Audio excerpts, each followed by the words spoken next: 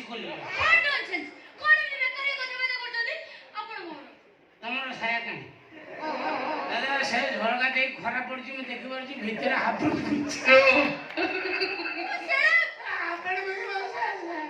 ଆଜିକାଲି ହଉଛି ସାୟା ପିନ୍ଧୁଛନ୍ତି ଲୋକ। ମୁଁ ମୋ ସାୟା କଥା କହୁଛି। ମୁଁ ଯାଉଛି ଖୋଲି ଦେଇକି ଆସି ବସି କଥାବାର୍ତ୍ତା ହବା।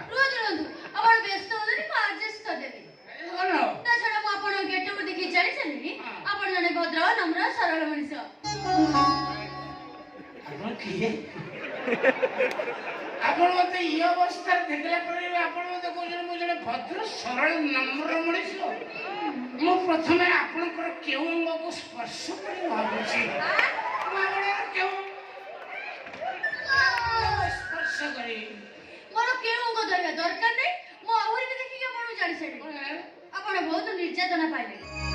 ଏମିତି କି ଆପଣ ପୁରୁଷରୁ ନାରୀ ସାରିଲେଣି। ହେ ଭଗବାନ ପ୍ରକୃତିରେ ଆପଣ କିଏ? ଆପଣ ନାରୀ ନୁହନ୍ତି ଆପଣ ନାରାୟଣୀ। ନା ନାରାୟଣୀ ନୁହଁ ତା ସାନ ଭଉଣୀ ଗୋଜ ବାଇଆଣୀ। କଣ କହୁଛନ୍ତି ଆପଣ? ପ୍ରକୃତିରେ ଆପଣ କିଏ? ମୁଁ ମିଠୁ ମହାନ୍ତି। ଇଲୋ ମିଠୁ ତୁ ଦେଖିଲୁ କେଡ଼େ ବଡ଼ ଆପଣ ମତେ ଚିହ୍ନିଛନ୍ତି ନା ଏବେ ବେଳା କହିଲେ ମୁଁ କେତେ ଛୋଟ ଥିଲି କେତେ ବଡ ହେଇଗଲିଣି। ସମସ୍ତେ ଦିନେ ଛୋଟ ଥାନ୍ତି କ୍ରମାନ୍ୱୟରେ ବଡ଼ ହୁଅନ୍ତି। ତୁ ଅଲରେଡି ବଡ଼ ହେଇଯାଇଛୁ ଆଉ ବଡ଼ ହବାର ଚାନ୍ସ ନାହିଁ। କହି ହଉନି ଫେବୃଆରୀ 14 ତ ଗଲାଣି ଆଉ ବଢିବ ନାହିଁ। ଯୋଜନାରୁ ଆସିଛି ମୋର ଆପଣଙ୍କୁ କିଛି ପ୍ରଶ୍ନ ପଚାରିବାର ଅଛି। ପଣିକା ଛାଡ଼ିକି ଆଉ ଯାହା ପଚାରିବ ମୁଁ କହିଦେବି। ପଣିକା ପଚାରିବିନି ଆପଣ ଜମା ବି ବ୍ୟସ୍ତ ହୁଅନ୍ତୁ। ଆପଣ ମ୍ୟାରେଡ୍ ନା ଅନମ୍ୟାରେଡ୍? ଆପଣ ମ୍ୟାରେଡ୍ ନା ଅନମ୍ୟାରେଡ୍? ଆରେ ମୁଁ ପଚାରିଲି ଆପଣ ବାହା ହେଇଛନ୍ତି ନା ନାହିଁ? ଟାଇମ୍ ହଉନି ବାହା ହେବାକୁ। ଇଣ୍ଟରେଷ୍ଟ ଅଛି ଟାଇମ୍ ହଉନି। ରୋଜ ଆପଣ ମତେ ପଚାରିଲେ ମେଡେ ଅଣ୍ଡେ ଆମେ କଣ ପଚାରିଲେ ମେଡେ ଅଣ୍ଡେ ପଚାରିଲେ ମୁଁ କହିଲି ମୁଁ ଅଣ୍ଡେ ଅଣ୍ଡେ ମାନେ ମୁଁ ଅଣ୍ଡା ଦେଇନି ନା ସେ କଣ ମାନେ ମୁଁ ବାହା ହେଇନି। ଆପଣ ପଳଉଛନ୍ତି ତାମାନେ ମୁଁ ବାହା ହେଇନି ଅନମ୍ୟାରେଡ୍ ଅଛି ଆପଣ ପଳେଇବାର କାରଣ? ମୋର ମ୍ୟାରେଡ୍ ପର୍ସନ ଦରକାର। କେତେ କଦର୍ଯ୍ୟ ତମ ଚିନ୍ତାଧାରା। ମୁଁ ତମକୁ କୋଉ ଆସନରେ ବସେଇଥିଲି ତମେ କଣ ବାହାରିଲ? ଭଗବାନ କେତେ କଦର୍ଯ୍ୟ ମାନସିକତା ଇଏ ଝିଅଙ୍କର। ମୁଁ ଜାଣିଛି ସରକାରଠୁ ଆରମ୍ଭ କରି କମ୍ପାନୀ ସେକ୍ଟରରେ ସମସ୍ତେ ଏକ୍ସପିରିଏନ୍ସ ଥିବା କ୍ୟାଣ୍ଡିଡେଟକୁ ଚାନ୍ସ ଦିଅନ୍ତି କିନ୍ତୁ ଆଜିକାଲି ଅବିଆଡ଼ି ଝିଅ ଗୁଡ଼ାକ ଏକ୍ସପିରିଏନ୍ସ ଥିବା ଟୋକାଙ୍କୁ ଖୋଜୁଛ। ଏତେ କଦର୍ଯ୍ୟ ତମ ଚିନ୍ତାଧାରା। ତମେ ପର ବହିତାକୁ ବହିତା କରିବ ପର ଘରକୁ ଭାଙ୍ଗିକି ଘର ବସେଇବ ପର ମାଇକିନାକୁ ବହିତା ଛଉଣ୍ଡ କରି ବୁଲେଇବ।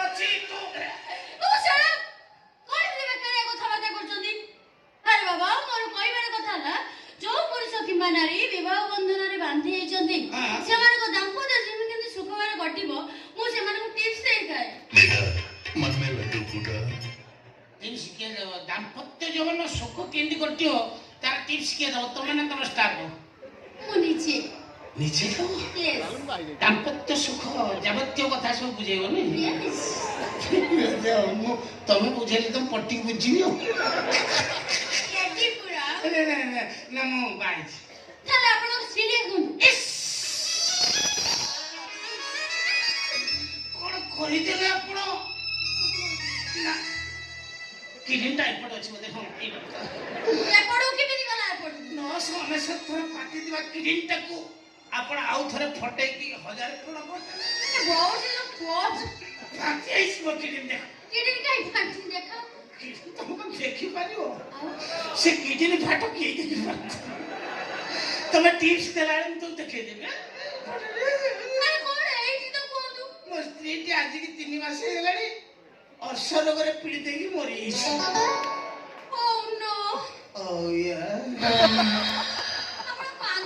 ମୋ ସ୍ତ୍ରୀ ମରିଯାଇଛି ରେ। ମୋ ସ୍ତ୍ରୀ ମଲା ପାଖରୁ ମୁଁ ଟିକେ ପଡିକି କାନ୍ଦିନି। ମୁଁ ଟିକେ ପଡିକି କାନ୍ଦିବି ନା ମୁଁ ତମ ସ୍କନ୍ଧରେ ପଡିକି କାନ୍ଦିବି। ମୁଁ ତମ ମୋ ସ୍ତ୍ରୀ ମରିଯାଇଛି। अभी मजा आएगा ना भिड़ो। ଆପଣଙ୍କ ଚେନ୍ ଚେନ୍ ଏତେ ଗରମ ହେଇଛି ମୋ ଛାତି ପୋଡ଼ିଗଲା ଭଗବାନ ଚାହିଁକିରି ନାଗିଗଲା ଭଗବାନ ଆପଣଙ୍କ ଚେନ୍ ଏତେ ଗରମ ହେଇକି ରହୁଛି କଣ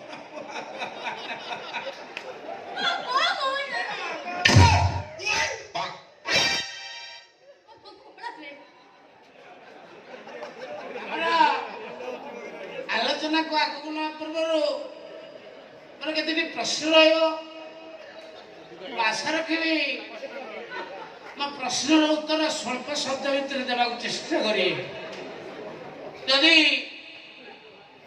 କ୍ଷୀରରେ ବାଳ ପଡ଼ିଥାଏ ଆମେ କ'ଣ କରିବା ଉଚିତ କଣ କରିବା ମାନେ କ୍ଷୀରରୁ ବାଳଟାକୁ ବାହାର କରିଦେବ କ୍ଷୀରଟାକୁ ଚଁ ଚଁ କରିକି ପିଇଦେବ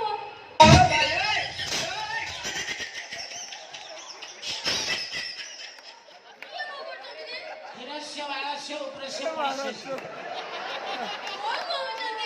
ଆପଣ ଗୋଟେ କାମ କରନ୍ତୁ ଆପଣ ଫଡ଼ିଆଟା ମୋ ଫଡ଼ିଆ ପରେ ପକେଇ ଦିଅନ୍ତୁ କିଛି ନାହିଁ ଆପଣ ଅତିଥି ଦେବ ହବ ଆପଣ ପାଖେଇକି ବୁଲିବା କଥା ମୁଁ ଖାଲି ବସେଇଛି ମୁଁ ଆପଣଙ୍କୁ ପଚାରୁଛି ପ୍ରଶ୍ନ ଆପଣ ସ୍ତ୍ରୀ କେମିତି ଗଲେ ମୋ ସ୍ତ୍ରୀ ସେ କ'ଣ କଲା ମାଲଟି ପିଉଥିଲା ଟିକେ ପିଉଥିଲା ତାପରେ ଧୀରେ ଧୀରେ ଗୋଟେ କ୍ୱାଟ ପିଇଲା କିଛି ନାହିଁ କିନ୍ତୁ ସିଗାରେଟ୍ ଗୁଡ଼ା ଟାଣିଲା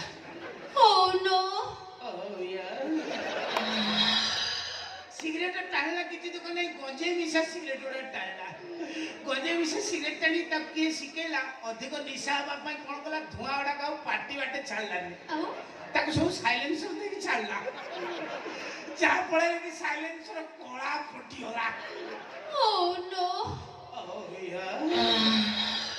ତାପରେ କାନ୍ଦ ଗୋଟା ଗଞ୍ଜି ପିନ୍ଧିକି ମାର୍କେଟରେ ବୁଲିଲା ଟୋକା କହିଲେ ଭାଇ ଭାଉଜ କ'ଣ ଆଫ୍ରିକା ଜଙ୍ଗଲକୁ କାଖରେ ଯାଇକି ବୁଲୁଛନ୍ତି ଚିନ୍ତା କର ତା କାଖରେ କେତେ ବାଳ ନଥିଲେ ତାରି ପାଇଁ ତା କାଖର ବାଳ ପାଇଁ ଏ ବର୍ଷ ଆମ୍ବ ଗଛରେ ଅଧିକ ବଉଳ ହେଇଛି ଜାଣିଛ ହଁ ଆଉ ବର୍ଷା ଠିକ ସମୟରେ ହଉଛି ତା ବାଳ ପରିବେଶକୁ ସନ୍ତୁଳନ କରୁଥିଲା ମୋ ସ୍ତ୍ରୀ ମରିଯାଇଛି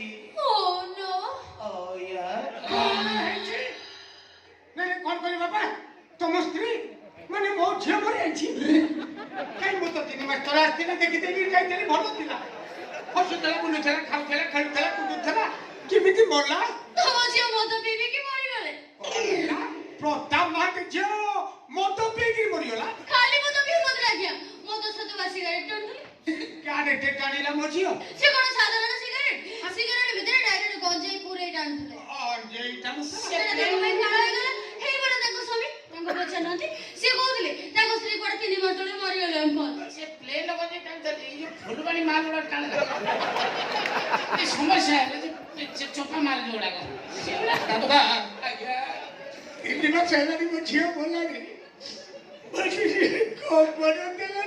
ନା ବାପା ଆପଣ ସମ୍ମାନ ଦେଇକି ଜଣେଇ ନଥିଲେ କି ଆପଣ ଏ ଖବରଟା ପାଇଗଲା ପରେ ଆପଣ ଯୋଉ କାନ୍ଦିବେ ଓଠ ଧରି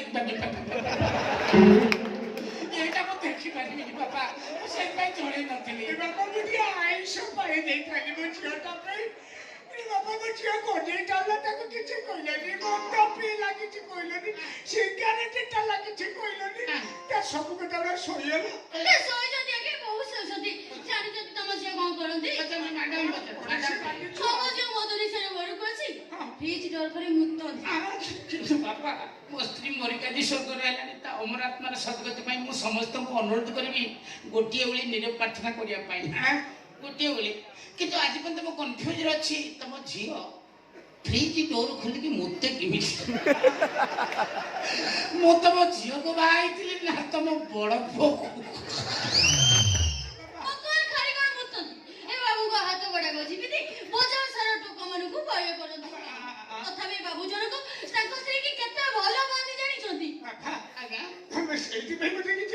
କିଛି କେବଳ ଆପଣ ସମ୍ମାନ ଦେଇକି ଜଣାଉନଥିଲି ମୋ ବାପା କହିଥିଲେ ବାପାରେ ମୁଁ ଯାଉଛି ଶ୍ୱଶୁର ରହିଲା ତାକୁ ବାପା ଆସିଲେ ବସେଇବୁ ଶ୍ୱଶୁର କିଏ ବାପା କିଏ ତାକୁ ବାପା ଆସିଲେ ବସେଇବୁ କିନ୍ତୁ ତ ମା ଘଇତା କରିବାର ସୁଯୋଗ ଦେଉଛନ୍ତି ଚାହୁ ଆପଣ ସେ ସୁଯୋଗ ପାଇନାହାନ୍ତି ମୋ ବାହାଘର 3 ମାସ ପରେ ମୋ ବୋଉ ବି ମରିଗଲା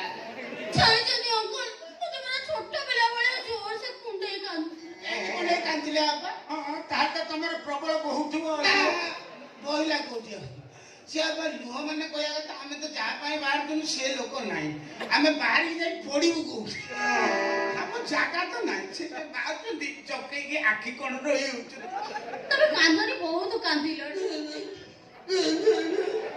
ବେଶୀ ହଉନି ଆଖି କରୁଛନ୍ତି ତମ ସ୍ତ୍ରୀ ସିନା ମରିଗଲେ ମଲା ବେଳକୁ ଛାଇଆ ଖଣ୍ଡାକ ଦେଇଯାଇଛ ଏ ସାରିଆଟି ମୁଁ ସରକାରଙ୍କୁ ଅନୁରୋଧ କରିବି ସରକାରୀ ମ୍ୟୁଜିୟମରେ ଆକୁ ରଖିବା ପାଇଁ ଲୋକ ଟିକଟ କାଟିକି ଦେଖିବେ ଏ ସାରିଆଟି ଓ ଛାଇଆର ଛାଡ଼ନ୍ତୁ କଥା ମୋ ନମ୍ବର ଆପଣ ପାଖରେ ଅଛି ଆପଣ ଯଦି କେବେ ସଂସାର କରିବାର ଇଚ୍ଛା ହୁଏ ତାହେଲେ ମୋ ପାଖକୁ ଆସି ମୋ ଚିପ୍ସ ଦେବି ଯିବା ଟାଇମ୍ ହେଲାଣି ଓନ କହୁନ ଓ ନୋ ଓ ୟା ଓ ନୋ ଓୟା ଆସୁଛି ନ୍ୟାଉ ବାଏ ନ୍ୟାଉ ବାଏ ନ୍ୟାଉ ପିବା ପିବା ପିବା ପିବା ପିବା ଆയോ ভালো লোক আরে চোখড়ি খা হাড় মতে পেটে বিদা কাক মত কিস দউছিলু আর বাট্ট দেখাও না তুমি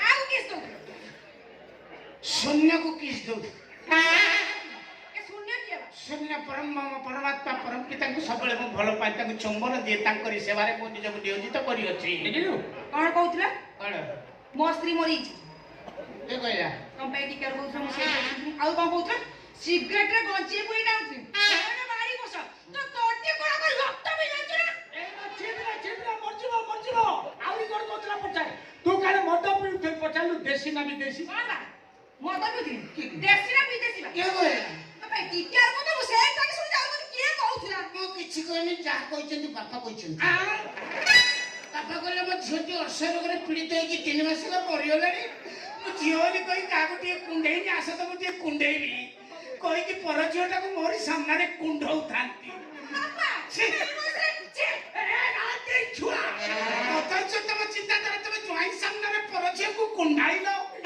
ये स्वागरा घोड़ा मजुआ बुद्धि पड़ी बापा को खरा बाबू ମୁଁ ଘୋଡ଼ା ମତୁଆ ଆଉ କଣ ତମେ ଘୋଡ଼ା ରାଣ୍ଡୁଆ ତମେ ପର ଝିଅକୁ କୁଣ୍ଡାଇଲ ମୋରି ସାମ୍ନାରେ तो मां घोइटा कलो ମତେ କାହିଁକି ଏ କଥା କହୁଛ ମାର ମତେ ମାରି ଦିଅ ତଥାପି ମୋ ସାତ କହିବାକୁ କେବେ ପଛେଇବିନି ନା ପାର ମୁଁ କେବେ ସାତ ବାପା ତମେ ଏତେ କଦର୍ଚ୍ଛ घोइटा मत मो मुठा कर कोटु डाटुला रे मो छुआ के मते काई के बतरा कोटुए कोन पाई मिठो কথা না কই গাউ କାହିଁକି ମିଛ ବୋଲି କହିବି कोन पाई कइको କାହିଁକି ମିଛ ବୋଲି କହିଲ কওনা ନେକ୍ସଟ ସିନରେ କହିବି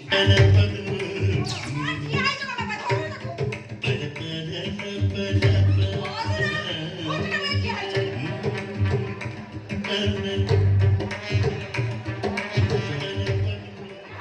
हापो घोड़ा मधुआ को ठिकाना केवड़ा ढियो गलवा